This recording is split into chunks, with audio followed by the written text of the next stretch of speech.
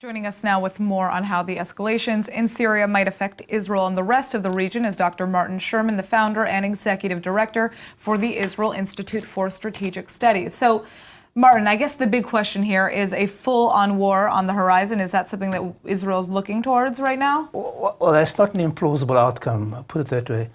I think for the first time in a very long period of time, Israel could be facing a situation which could degenerate into a strategic threat to it. And I think it would be a very grave mistake, as it has been over the last decade, to base your policy on any benign assumptions. I mean, if even you look at the targets that were chosen for this attack, they completely discredit Assad's commitment to abolish weapons, chemical weapon production. Because what was hit? A research center, a production facility, and a storage facility, which shouldn't have existed in the first place. But there are reports that some of these warehouses were empty. So I guess the question here, the U.S. ambassador to the UN, Nikki Haley, actually said the U.S. is locked and loaded to strike again. Is that going to happen? But is this even a threat that's going to be a deterrent?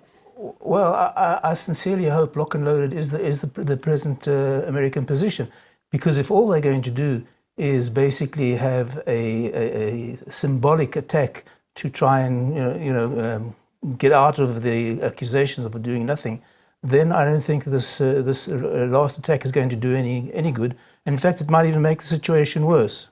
Well, what is the end goal in Syria? I mean, what would a victory look like? Well, it depends who you're talking about. I mean, for Israel, obviously, the ultimate goal would be for the Iranians to pull out. Mm-hmm. But there's so many actors with diverse and even divergent interests there. The Russians don't really care about the Iranians taking over Syria, but they do care about preserving their own interests in the Eastern Mediterranean. Well, if Assad were to be toppled, who would take over?